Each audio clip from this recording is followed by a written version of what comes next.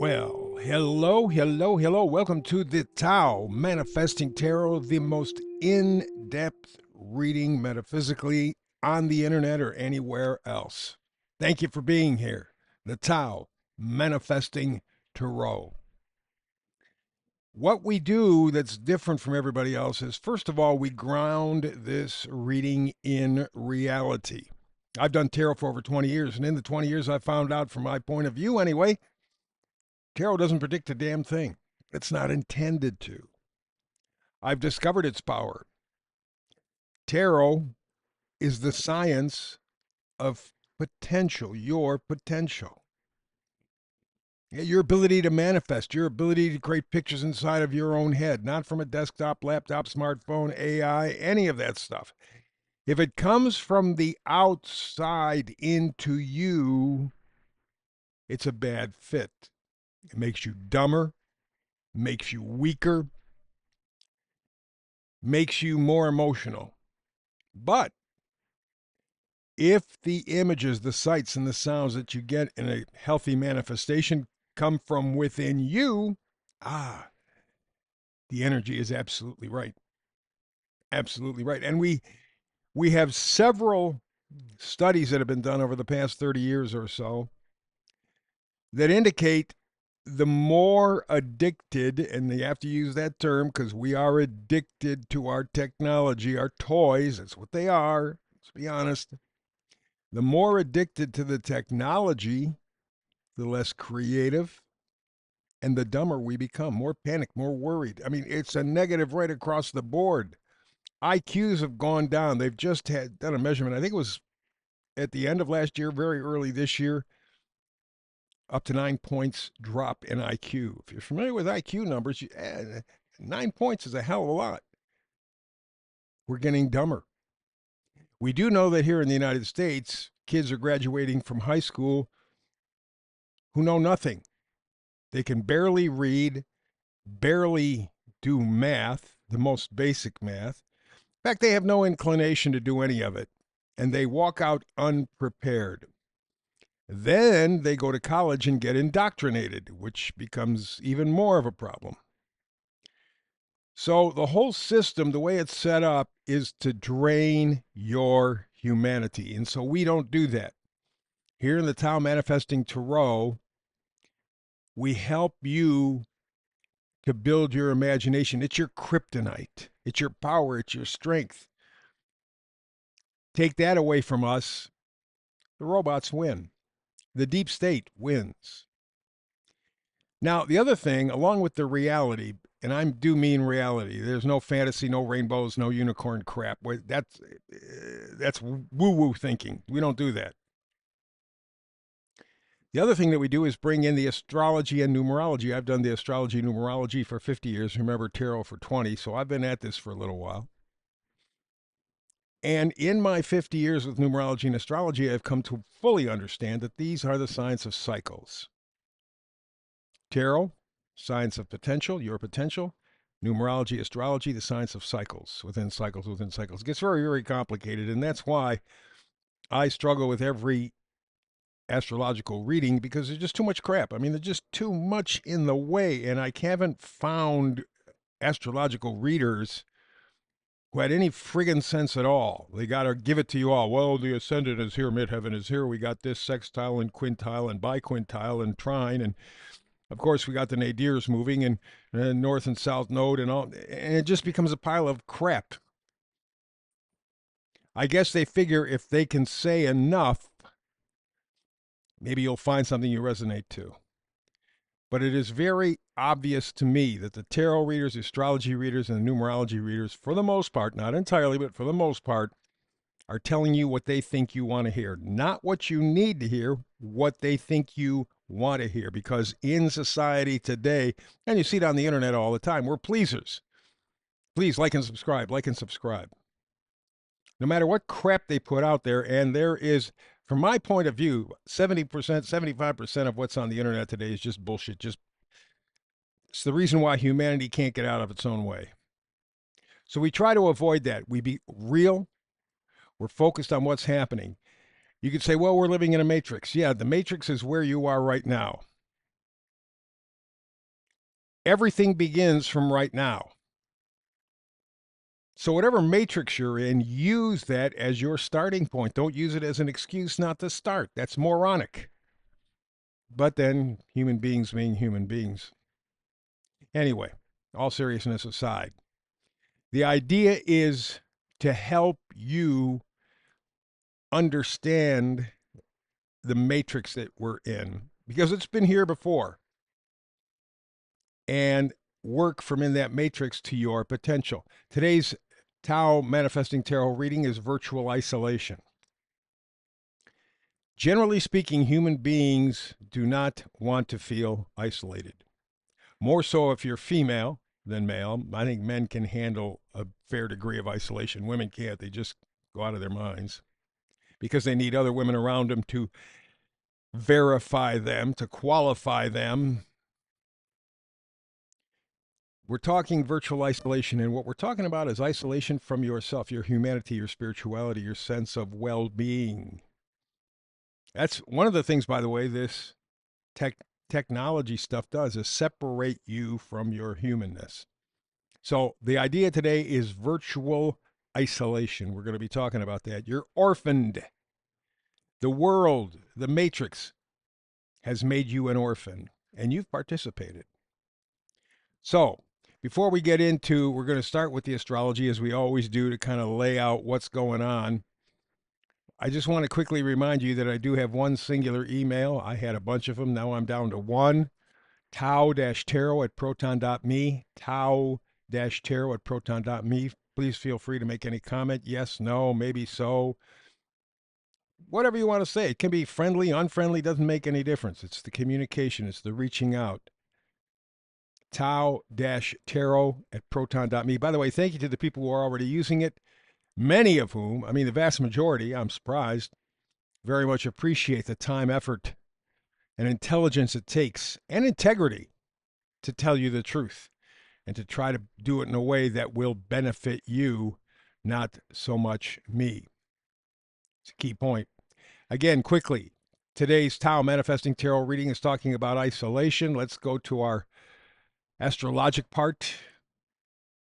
You see up in the left-hand side there, the Conquest of America. I started this thing, probably 2 months. I think right around or just after July 4th of this year. And I did it because I wanted to add an extra dimension to the tarot readings. And I thought, what better way than to use astrology to go over the history of America, because it would give me some insights, energetic insights, that would probably help me understand American history. Because what we were taught in school is largely bullshit, lies.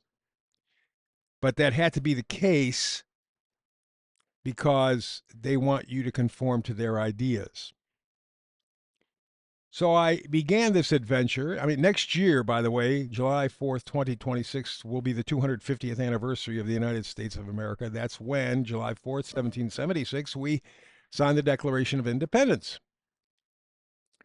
Two planets were in a very specific spot in the sky back then, Pluto and Uranus. And guess what? 250 years later, because it takes Pluto 250 years to go around the solar system one time, those two planets were in exactly the same place, Pluto and Uranus. That was about 2 years ago. We began to feel it a few years before that. It is not uncommon that you put these two planets together and they're kind of generational. They'll go 10, maybe 20 years in effect. They will change things. Whatever they touch, they change. No way around it. And you take a look at the world right now, Pluto, evolution, Uranus, revolution. What do we got in the world? Evolution and revolution going on at the same time. So the energy that we're feeling now that we're so uncomfortable with, guess what? That's what they had in 1776. They made something out of it. Will we? So at that point, as I'm using the astrology, I came to a singular conclusion. It was the banks, the European Jew bankers to start with in the 1400s, 1500s, 1600s, that began to try to control the United States of America. At that point, the British colonies. They started that with the Bank of England, which the rich people created The king wanted to go to war. He didn't have any money, so he went to the European Jew bankers and said, "Hey, could you guys lend me some money so I can go to war?" And they said, "Sure. There's a lot of profit in war, and you're going to let us create the Bank of England. I know it sounds like it belongs to the monarchy. I know it sounds very important. It is our bank. You want to buy shares in it, being the king or queen, you can, but it's our bank." And with that power, they began to squeeze the colonies. After the American Revolution, they tried to get a similar bank set up twice. It was called the Bank of the United States 1 and 2. They had two shots at it, failed. President Andy Jackson stopped them. They tried to kill him, didn't succeed. Abraham Lincoln said, "I see the same thing Andy Jackson did. You're not getting anywhere." They killed him. They killed William McKinley. But finally, 1913 comes around and they get the Fed. Well, they got to kill more people. Yeah, there were about 4, 5, 6 very, very, very wealthy people at that time who opposed this idea of the Federal Reserve. They didn't like it. They stopped it. Well, what do you do when people get in the way? You put them on the Titanic and sink the Titanic. Problem solved. They get their federal bank. Oh, by the way, they also get the income tax because you have to have money to fund the federal bank. And they have women working because you need the extra income tax from more people working, women. And they start World War I, which wasn't the success they were hoping for, so we needed a second World War. They arranged that. You get the idea. So at this point, 1985 to 1990, that's what we're looking at. This was an era of unabated greed. In fact, they even talked about the fact in movies of the day. Greed is good. No, it's not. Never good. It's always a weakness. It shows a hole in your soul. But 1985, 1990, nobody cared. In effect, Zionism went public. Here are some of the things that happened between 1985 and 1990. We had the Space Shuttle Challenger disaster. AIDS surfaced. The personal computer became the power, the World Wide Web right along with it. George H.W. Bush, who I consider a war criminal, talked about the New World Order. That's what I meant by Zionism going public. That's exactly what it was. The New World Order. You will have nothing and you will like it. And in Russia, just the opposite was going on. It's called perestroika. They opened up their politics. They opened up their economy. They got rid of the Rothschild bankers in Russia, which is why Europe is so after getting rid of Putin. They're pissed off at him. He stuck it in their face. They couldn't do a damn thing about it, but they're still trying. That's why they're still doing it.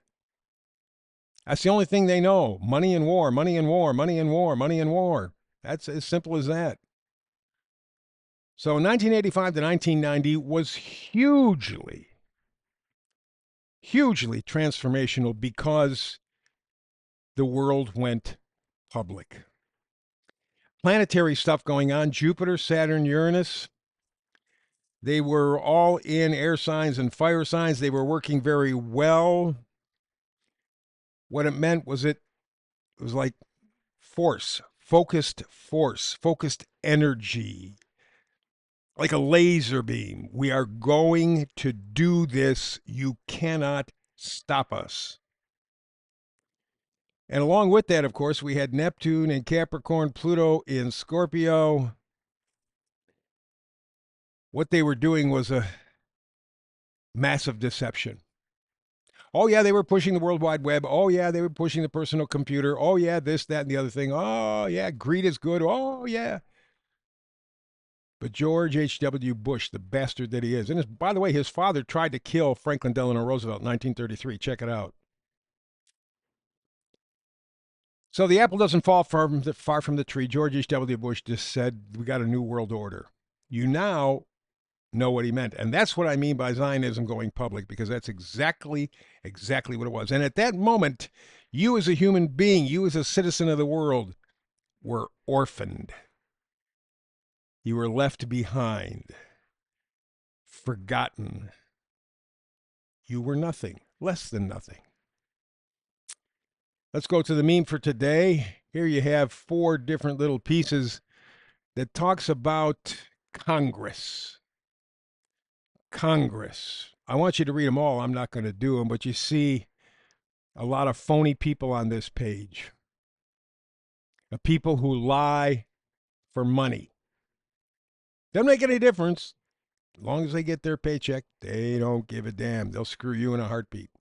Read it for yourself, the meme of the day. And then we go to the missing link. One of the things that allowed this COVID thing to get out of hand was the fact that there was immunity for the pharmaceutical companies, for doctors, hospitals. That's been eroding over time. And finally, Arizona doctors and hospitals lose their immunity from COVID negligence lawsuits. Court says, no, they can sue your ass. They can put you in jail. They can take everything that you own. You are not exempt. You killed people and lied about it. Congratulations to Arizona. You guys are on the right track. Hopefully the rest of the country and world will join with you and this bullshit will end. And so the tarot card to begin is the 5 of Cups. This gives you the opportunity to look at the obvious success that's there, but you won't look at it. It's right there in front of you and behind you, on the side of you. It's right there. You're right in the middle of it, but you can't see it. You're emotionally turned off. Light switch, boom, not. And because of that fact, there is obvious success to be had. You can't see it. Next card, 9 of Wands. This means quitting, but not in a negative sense, a very positive sense. You're not going to play the game anymore. You're not going to follow their expectations. Here, ooh, you got to live your life like this. You got to do this. You got to get. No. You decide, I'm going to pay attention to myself. I know what it is that I need in my life. I know what it is I need to feel. I know what it is to be what I want to be. I'm done ignoring the obvious possibilities around me. I'm done. I will determine my own expectations for myself. And the final card is the Ace of Pentacles. While you're doing all of this, you're rearranging your value system. You are literally rebuilding your life from the ground up. Not by their rules, but by your rules. Doesn't come easy, doesn't come without effort. But you can do it. Remember, tarot is the science of potential. So what's your potential? We're out of time for today. Thank you so much for spending it with me. Time is the one thing money cannot buy. So when you invest your time, some of it, in me, in this reading, I'm blessed. And I work very hard to give you the very best that I can. In the meantime, please help me out. Like and subscribe, like and subscribe, like and subscribe. It's very important in these times. They're messing with the internet. You are the ones that keep it together for me and other podcasters of value. So thank you. Between now and the next time you and I get to do this manifested tarot together, peace and blessings.